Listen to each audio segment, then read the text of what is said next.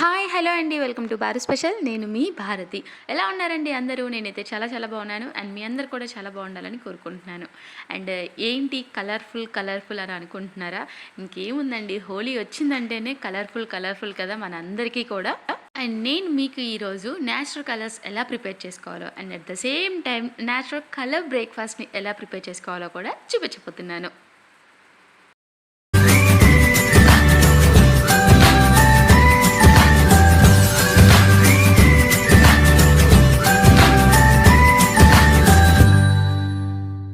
Video చూసే ముందు మన ఛానల్ కనుక ఎవరైనా ఫస్ట్ టైం చూసిన వారంటే ప్లీజ్ సబ్స్క్రైబ్ చేయండి. అలానే పక్కన బెల్ ఐకాన్ని కూడా హిట్ చేయండి. అండ్ ఫస్ట్ అయితే నేను ఇక్కడ ఒక బౌల్ తీసుకున్నాను అండి. ఒక బౌల్ తీసుకొని 1 కప్పు సూజీని యాడ్ చేసుకుంటున్నాను అండి, అంటే బొంబాయి రవ్వని యాడ్ చేసుకున్నాను అనమాట. అండ్ అలానే ఇంకొక కప్పు గట్టి పెరుగునే యాడ్ చేసేసుకుంటున్నాను అండి. అండ్ నేనైతే ఇంట్లో తోడుపెట్టిన పెరుగే యూస్ చేసుకుంటున్నాను అండి, లేదంటే మీరు బయట నుంచి తెచ్చిన పెరుగు అయినా కూడా యూస్ చేసేసుకోవచ్చు. అండ్ అలానే ఒక 3/4 కప్పు వాటర్ని కూడా యాడ్ చేస్తున్నాను అండి. సో ఇవన్నీ యాడ్ చేసిన తర్వాత చక్కగా ఇది ఉండలు ఏమీ లేకుండా బాగా కలుపుకోవాలండి మనం. అండ్ నేను ఈరోజు మీకు చూపించిపోయే రెసిపీలో ఫుల్ కలర్స్ యూస్ చేశానండి. అండ్ అలానే అన్నీ కూడా వెజిటేబుల్స్ నుంచి వచ్చిన కలర్సే. And at the same time దాల్ యూస్ చేయలేదు అండ్ అలానే రైస్ కూడా యూస్ చేయలేదండి. చక్కగా సమ్మర్లో కూడా మనకి కడుపు చల్లగా ఉండేలాగా రవ్వ అండ్ పెరుగు మాత్రమే యూస్ చేశానండి.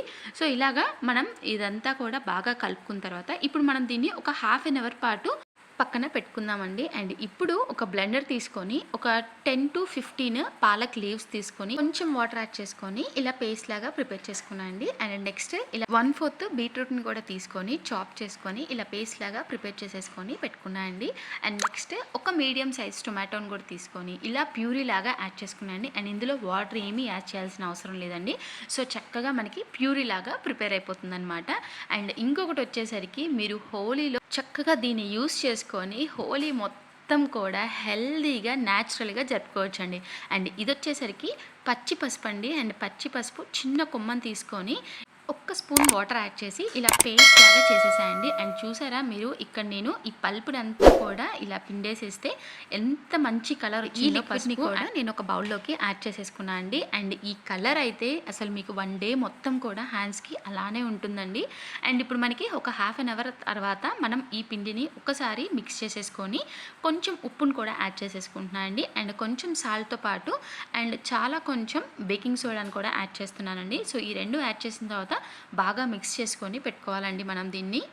ఇలా మిక్స్ చేసుకున్న తర్వాత మనం ముందుగా ప్రిపేర్ చేసుకున్న కలర్స్కి నేను హోలీకి కూడా సపరేట్గా పెట్టేసేసాయండి. సో ఇప్పుడు ఈ కలర్స్లోకి మనం ముందుగా ప్రిపేర్ చేసుకున్న బ్యాటర్ని కూడా ఇందులోకి కొంచెం యాడ్ చేసేసుకోవాలండి.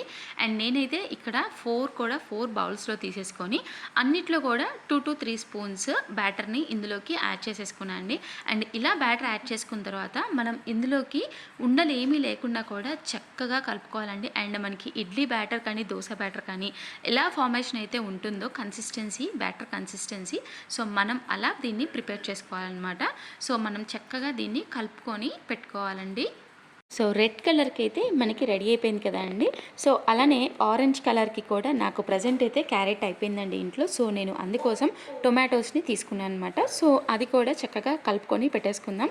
సో ఇలా అన్నిటినీ కూడా బ్యాటర్స్ని చక్కగా కలుపుకొని మనం ఒక పక్కన పెట్టేసుకుందామండి. అండ్ ఈ 4 కలర్స్తో పాటు నేను వైట్ని కూడా యాజ్ ఇట్ ఈస్గా ఉంచేసుకున్నాను. అండ్ అలానే ఇడ్లీ ప్లేట్స్కి కొంచెం గీని గ్రీస్ చేసేసేసి నేను అన్నిటినీ కూడా ఇలా ఫిల్ చేసేసుకొని పెట్టుకున్నాను అండి.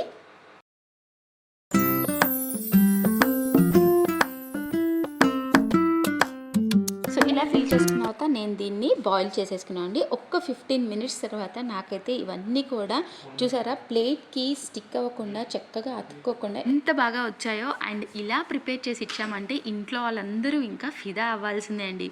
అండ్ ఈ కలర్స్ చూసే వాళ్ళకి ఇంకా ఆకలి ఎక్కువైపోతుంది అనమాట.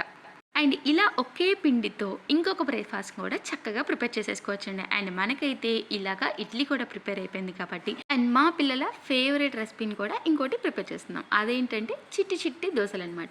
అండ్ ఇలా నేను ప్రిపేర్ చేసుకున్న కలర్స్ బ్యాటర్తోనే చక్కగా ప్యాన్ని హీట్ చేసేసుకొని కొంచెం ఆయిల్ని స్ప్రెడ్ చేసుకొని ఇలా అన్ని కలర్స్ని కూడా ఇలాగా ప్యాన్ మీద యాడ్ చేసేసాయండి. అండ్ ప్యాన్ మీద యాడ్ చేసిన తర్వాత జస్ట్ మీరు నార్మల్ దోశని స్ప్రెడ్ చేసినట్టు ఇలా అన్ని కలర్స్ని యాడ్ చేసిన తర్వాత స్ప్రెడ్ చేశారంటే ఒక మంచి కలర్ వస్తుందండి. సో చూసారా, ఇలాగా స్ప్రెడ్ చేయగానే అన్ని కలర్స్ మిక్స్ అయిపోయి కూడా ఆడ్గా కాకుండా చాలా నీట్గా కనిపిస్తుందండి. సో ఇలా చక్కగా అన్నీ కూడా స్ప్రెడ్ చేసుకున్న తర్వాత కొంచెం ఆయిల్ అప్లై చేసేసేయండి దీని మీద. ఇలా ఆయిల్ అప్లై చేసిన తర్వాత జస్ట్ మీరు హై ఫ్లేమ్లో పెట్టుకున్న, మీడియం ఫ్లేమ్లో పెట్టుకున్న ఇదైతే చక్కగా కుక్ అయిపోతుందండి. అండ్ చూసారా, చక్కగా ఇది కూడా స్టిక్ అవ్వకుండా చక్కగా ప్రిపేర్ అయిపోయింది. సో మనకి ఇక్కడ కలర్స్ దోశ కూడా రెడీ అయిపోయింది అనమాట. సో చూసారు కదండి, చక్కగా అండ్ ఇడ్లీ, దోశ, ఎటువంటి పప్పు అండ్ అలానే ఇన్స్టెంట్గా ప్రిపేర్ చేసుకునే రెసిపీ అండి. సో మీకు ఈ రెసిపీ కనుక నచ్చితే ఖచ్చితంగా లైక్ చేయండి. అలానే మీరు మీ ఇంట్లో వాళ్ళకి కూడా తప్పకుండా చేసి ఇవ్వండి. Thank you for watching. Signing off మీ భారతి.